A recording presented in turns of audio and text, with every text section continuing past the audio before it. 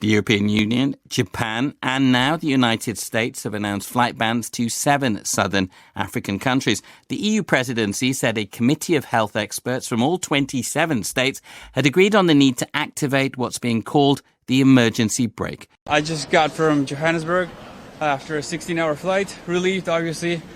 Thankful that I was really lucky to have purchased my flight for this exact date.